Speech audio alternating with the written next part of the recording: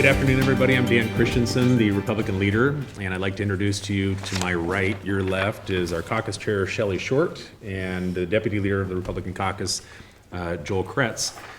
We're at the halfway point today. We got cutoff for fiscal committees is today, so you're going to find us, of course, the next week spending a lot of time on the floor in both the House and the Senate voting out the final versions of bills before we transfer them from one body to the next.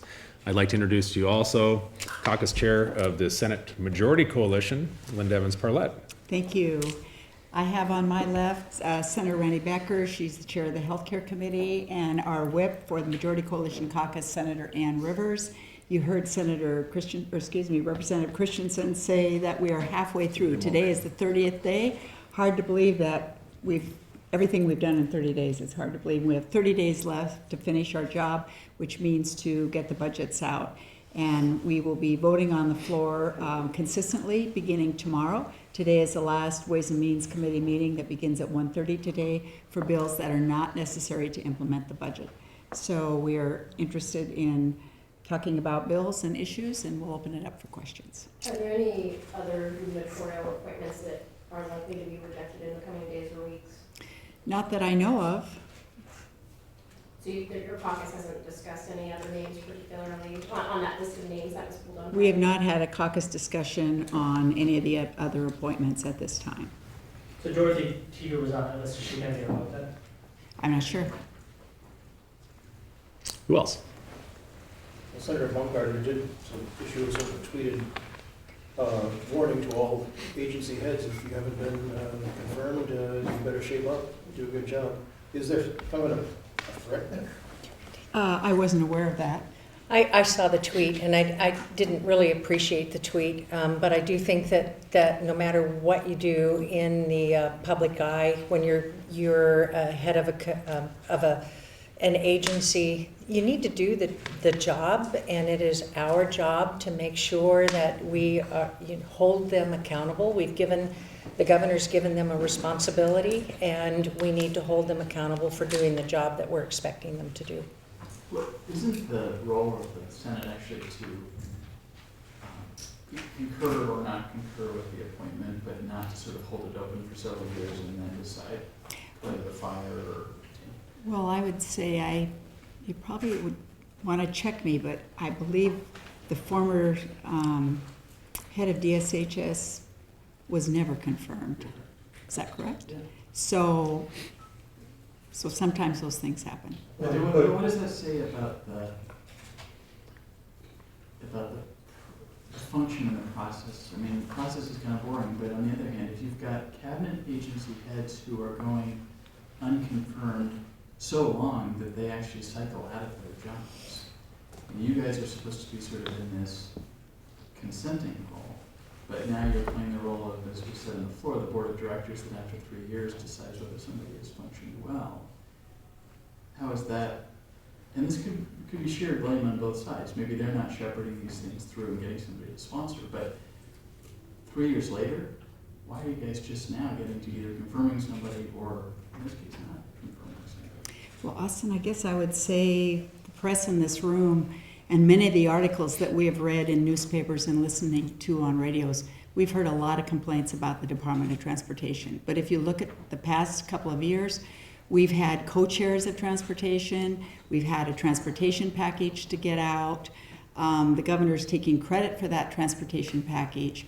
But there's just been a lot of complaints, cumulative. I don't think this should have come as a surprise. I think we've probably been very patient, but we've got a lot of work that we've accomplished in the 3 years that you spoke about. So you're saying, I guess I just want to, you are saying that the job of the Senate is to hold accountable. But that actually, when I read the Senate rules, it doesn't actually sound, it sounds like you're more in an advice and consent position.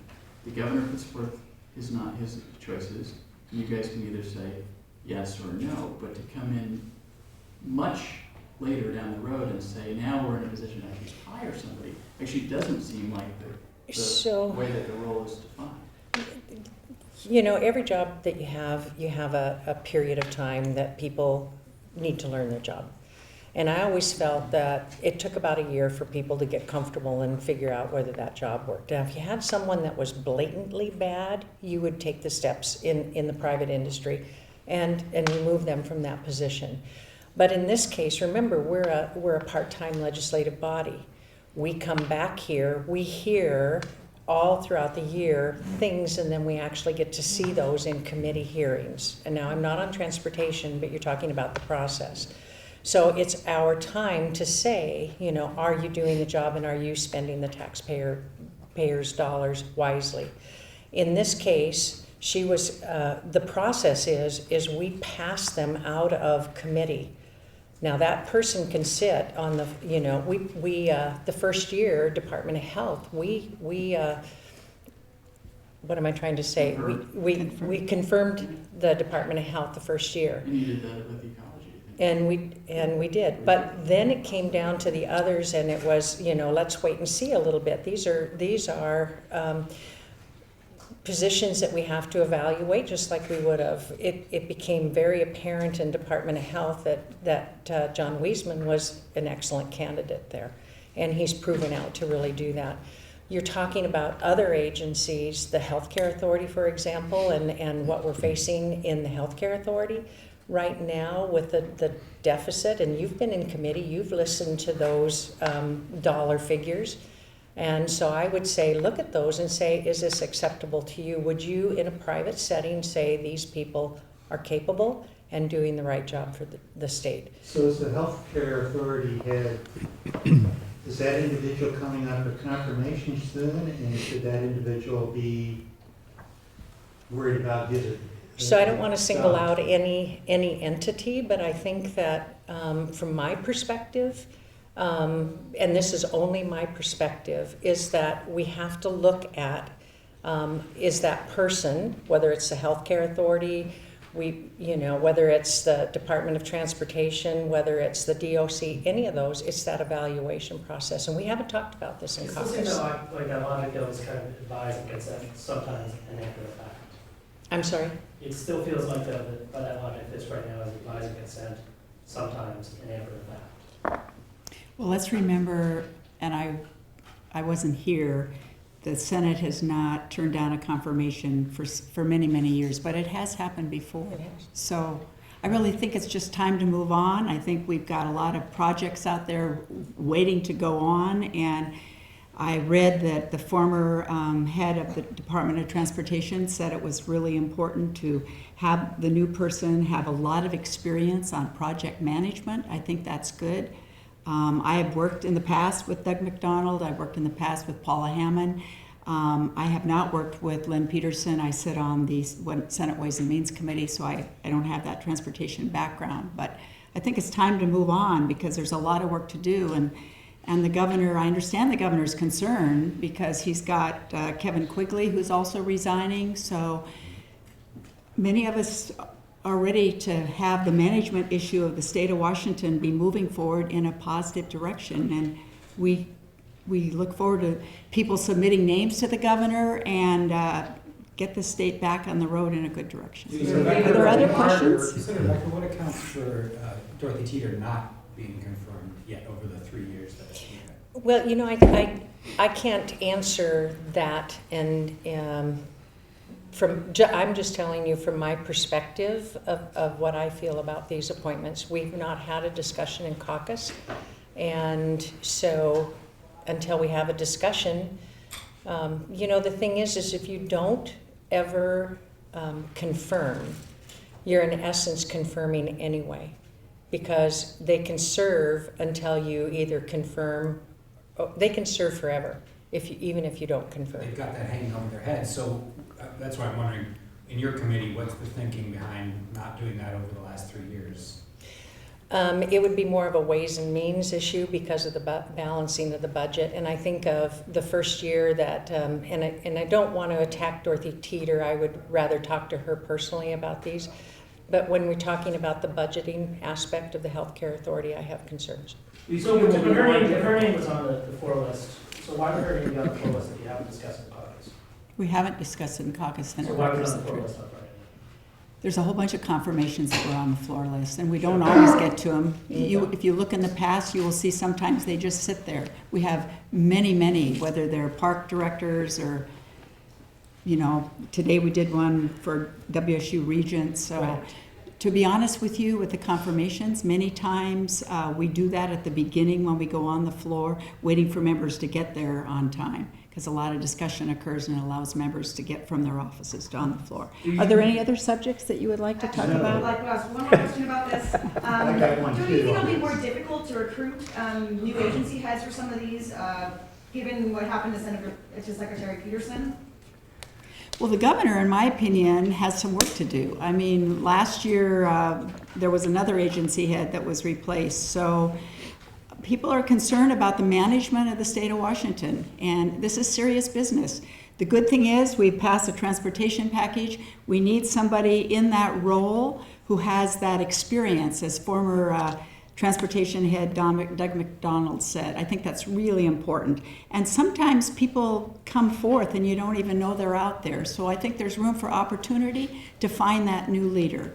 Okay, but what's to prevent this from setting up a scenario of, you're sort of non-committal on Ms. Teeter.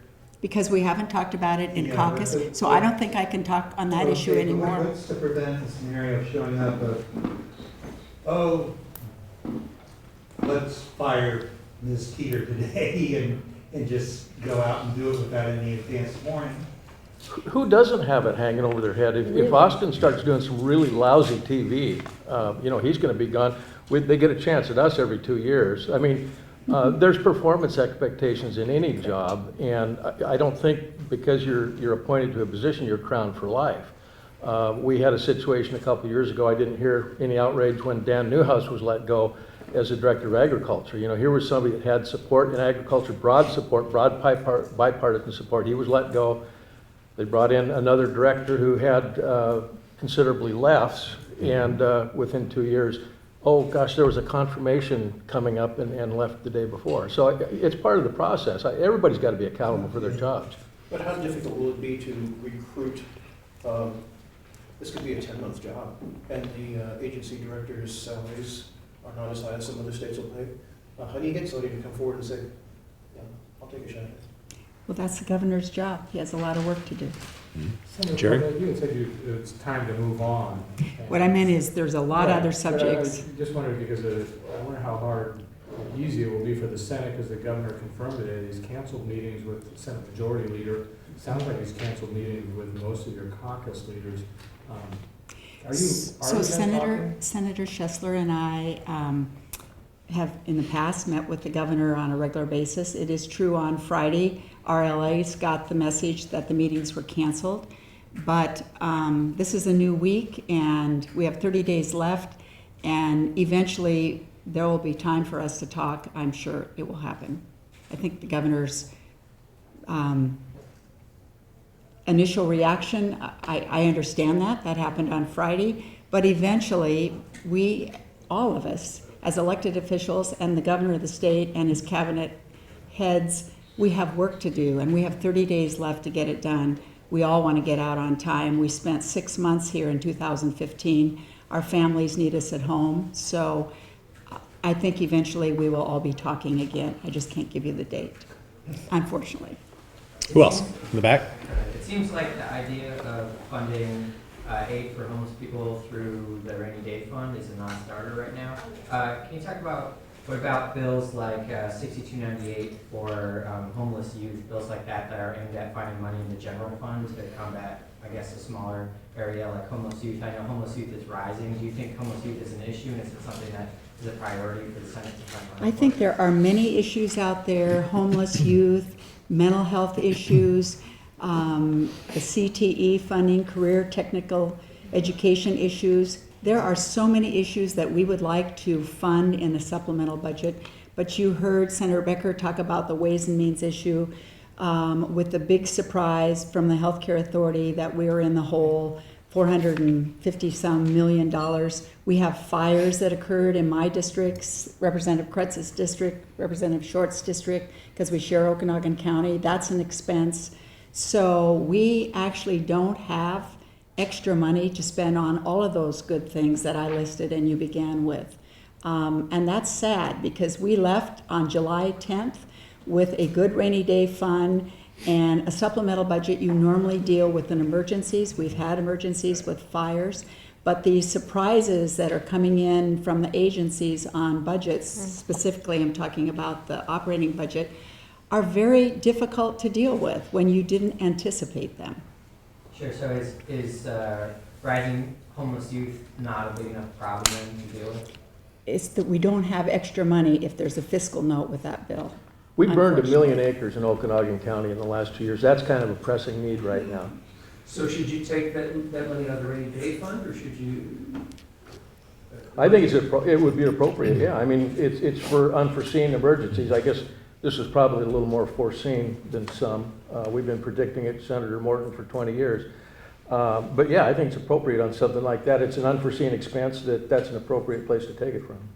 Well, and in the last few years, just on wildfires alone, we've got I think we're about $250 million-ish in the last 3 years just dealing with the aftermath of fires.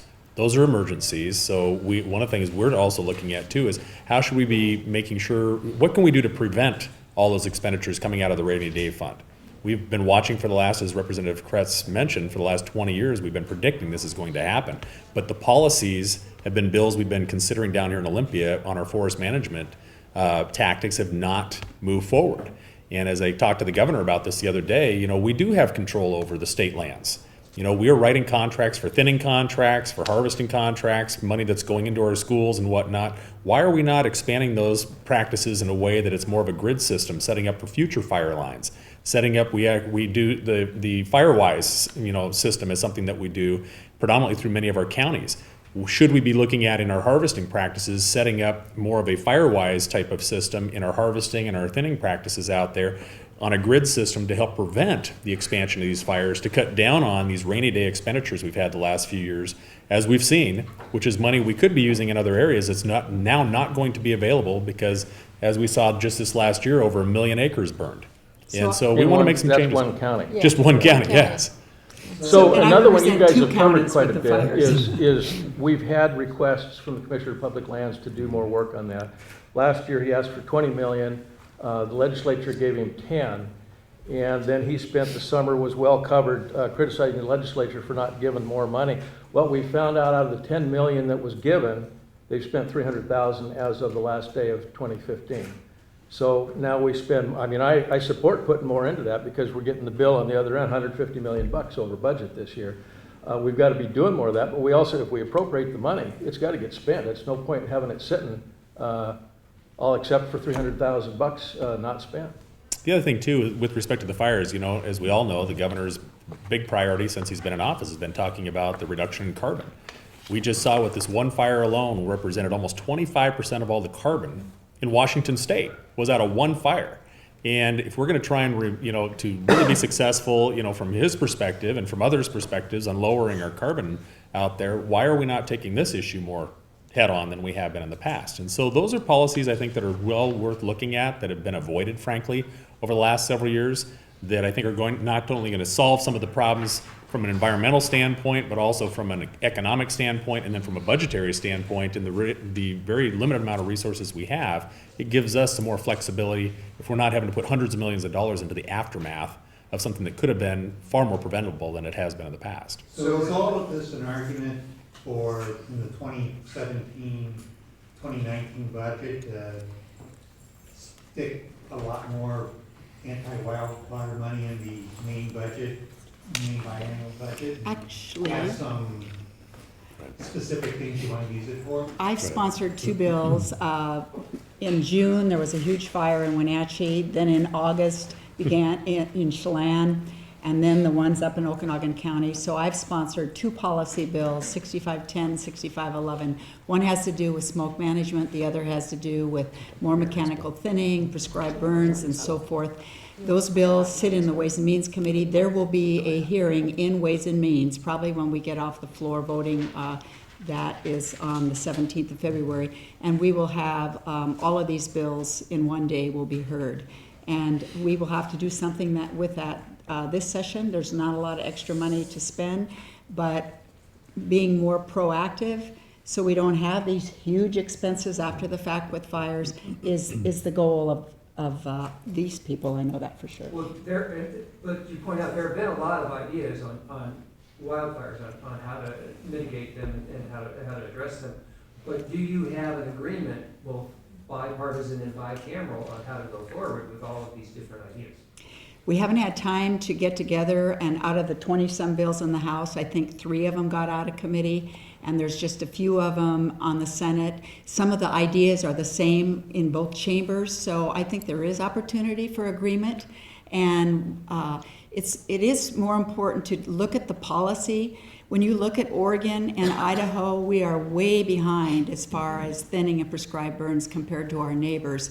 And that's been called to attention by many people, including the press. So I think there are opportunities to come together on those issues. And Jim, I think that also at the end of the day, taking into consideration what Senator Parlett mentioned about the number of bills related to this subject matter, it's a large number. At the end of the day, I think that there's going to be a negotiated, what we would call more of a omnibus version of a wildfire bill out there, where we're seeing right now between the House and the Senate which portions or which bills can we get out. Then it comes down to negotiating that. If we can end up with 1 or 2 bills at the end of the day that I think are going to really hit the nail on the head on these issues, I think we'll be successful. And so you expect to have that this session? Yes. Well, and the other thing, Jim, I might just point out too, is the other part of the subject that hasn't been talked about, but Joel started on it last year, was the initial attack piece. It's about treatment, it's prescribed fire, but it's also, is the initial attack system working well enough to be able to get to those fires early enough? And it'd be nice to have them put out where we aren't having the large project fires. And actually, Representative Dye's bill, House Bill 2596, is in the mix, and it does seek to address that by utilizing our local fire districts and their access to resources that help them do that. It's something we heard resoundingly from our local fire districts. We had many meetings with them after the fires were out to say, from their perspective, as the guys on the ground, what's working and what's not. And collectively, they all really coalesced along that idea. So I think it's definitely going to be part of consideration going forward. And then to talk a little bit more about the preventive part of it. Last year, my brother actually volunteered, took the training to be handed a list of supplies that he would need to buy in order to do that. And because he was a logger, obviously he wasn't working in the woods, and he couldn't afford that amount. So I've written a bill that actually says, that'll be provided to you, and when that season is done, then you turn it back in. That'll get the volunteers out there a lot faster, get the feet on the ground, and get people out fighting the fires immediately. And then the second one is about, enabling people to take care of their own properties by utilizing some of the gels and the foams that are available when other states are using that and they don't lose structures like we did. So I think both East and West need to address this, and it's an issue that can face all of us. The budget surprise that you mentioned on healthcare, it's mostly due to prescription drug costs. Is there something, do you just take that hit, or is there something you can do about bringing down the cost? Actually, it's not just on prescription drug costs. It was wrong assumptions on how much savings would occur from previous bills that passed. Including immigration. Correct. The bigger part, I think, was drug costs. So do you do anything with prescription drug costs? Nonpartisan staff has said that the numbers submitted by the HCA were grossly overstated.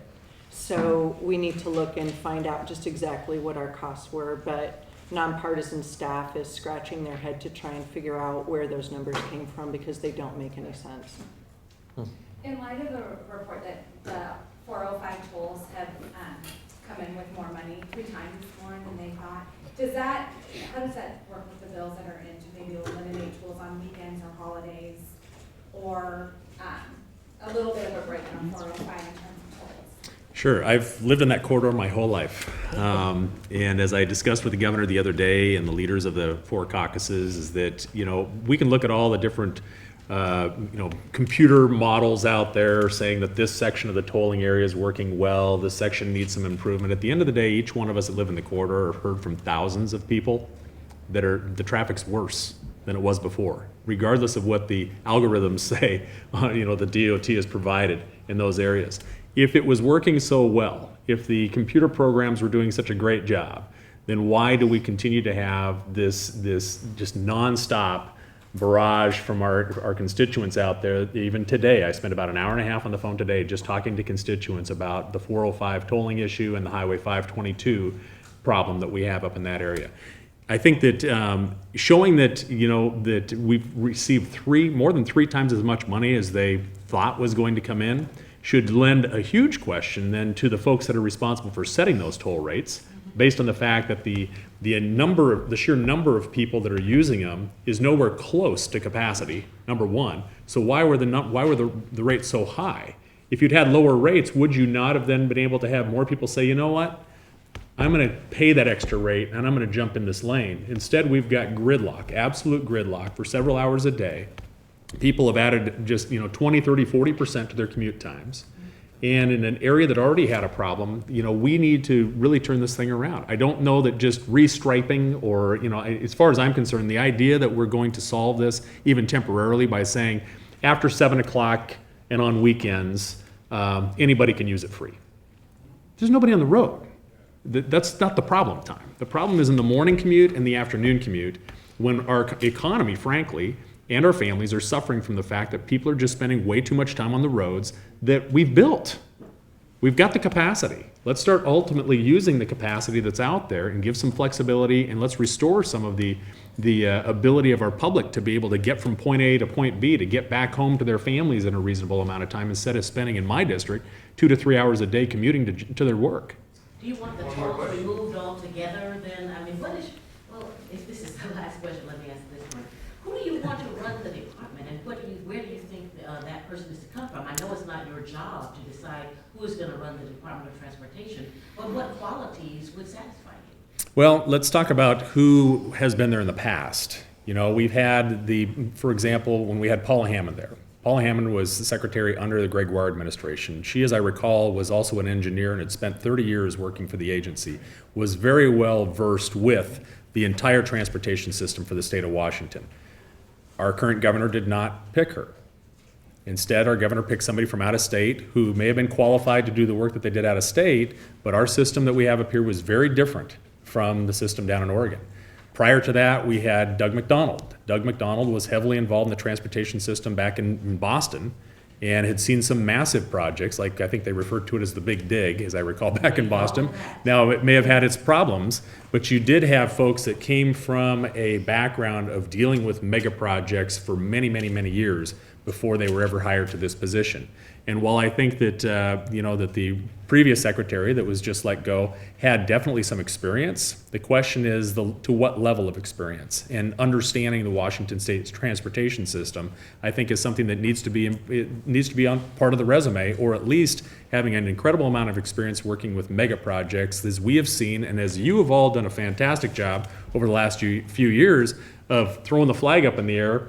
What's the problem with Bertha? What's the problem with the pontoons on 520? What's the problem with overpasses that don't match up? What's the problem with the state ferry system? Why do we have cars high centering on the ferries, and and we're having to have staff pick up the cars to get them over the humps, and on and on and on? Why is it that the taxpayers continue to pay hundreds of millions of dollars of their hard-earned money for delays and mistakes in one agency?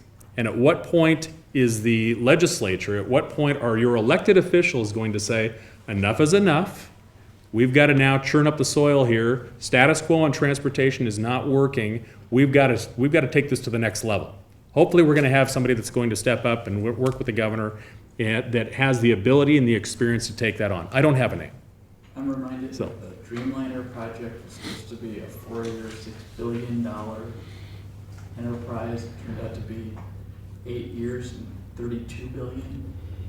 How, if you're going to play the role of the board of directors with hiring and firing, or at least firing capacity, if you're going to play that role, then what obligation do you have to also be fact finders to get to the bottom of where the problems arise?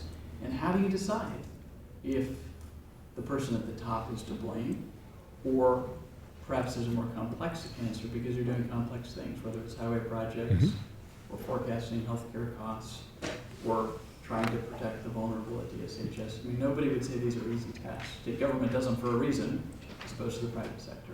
But if you're gonna take on that role, and you really wanna play that role of Donald Trump saying, you're fired, how do you do that in a way that is fair, rational, takes into account all of the factors that need to go into a very serious decision? Austin, I will remind you, and we always tell our children, that a true leader is responsible for their team and pays attention to each part of their team and gets the very most out of their team so that they all benefit. We didn't see that here. We didn't see leadership from the governor, who hired Lynn, but then he either failed to coach her or didn't think that she needed coaching, or worse, perhaps he thought that what she was doing was perfectly acceptable. And that's a frightening thought for me. But the reality is, the buck stops with the leader. And the buck stopped with Lynn. But does that mean if there's a problem, the leader gets fired? Well, if there's a problem, the leader should be addressing it, and it should never reach to our level. None of this would have happened. Lynn wouldn't have been let go if we hadn't had such an outcry from our communities about the failures of the transportation system in Washington State. And just Well, is so, the governor right? but just because we want to look around the corner and get back to the question of who's next, who else are you hearing from your constituent? What other agency or program are you hearing about in spades from your constituents? My constituents talk about the Department of Labor and Commerce, Labor industry. Labor and Industries, That excuse is me. not confirmed. Well, you asked. Should he be worried about his job? I don't think so. We haven't even talked about it. But remember, this is the second time, last year, the Department of Agriculture had left. That was done in a different way, took a long time. As I said before, let me start over again. The governor on many of the appointments has asked the opinion, depending on what sector it was. Healthcare, we were asked. Agriculture, I'm part of agriculture, I was asked. And the governor has chosen to ignore they ask us our opinion, but then he has chosen different people. That's his right to do that. I agree with Senator Rivers. The buck stops there. Thank But you, is everyone. the governor Thank you. correct? Okay. Feel free to ask afterwards.